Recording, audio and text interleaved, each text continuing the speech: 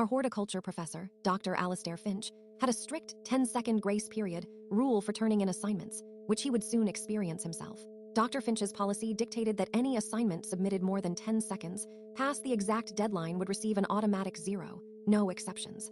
He was merciless. I witnessed his cold enforcement firsthand. Poor Bethany Clark, who submitted her soil composition lab at 12 and 11 seconds, 1 second over the grace period, was failed. Dr. Finch, with a chillingly calm demeanor, told her, "Rules are rules, Miss Clark. We must cultivate discipline." Then there was David Nguyen, whose botanical illustration was time-stamped 11:59 and 15 seconds on the due date, 5 seconds beyond the 10-second allowance. Dr. Finch simply shrugged and stated, "Punctuality, Mr. Nguyen, is the fertilizer of success. 0.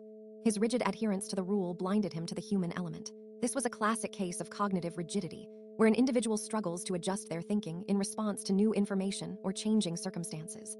My final project, a detailed horticultural business plan, was due, representing 40% of my overall grade. A potential $20,000 scholarship hung in the balance. I began preparing exceptionally early. I arrived at the computer lab at 11 p.m., an hour before the 12 a.m. deadline, to ensure a flawless submission. I meticulously documented every step, taking screenshots with timestamps of my login, file preparation, and the submission portal itself, all in anticipation of Dr. Finch's unreasonable exactitude. My phone was ready to record.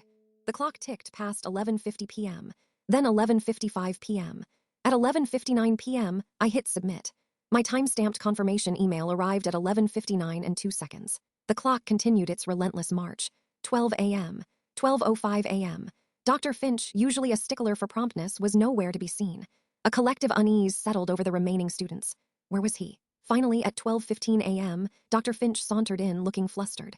"Apologies for my tardiness," he announced. "My alarm didn't go off and I had trouble getting my car started. Such a nuisance." The irony was thick.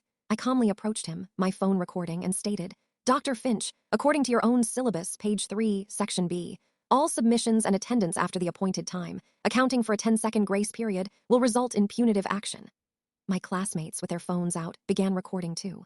Just then, Dean Peterson walked in, holding a printout of the syllabus, having been alerted by another student. She handed Dr. Finch a formal warning.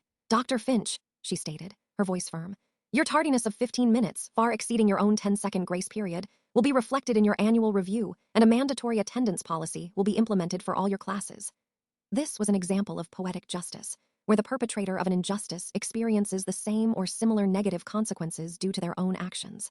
Follow for a new story every day.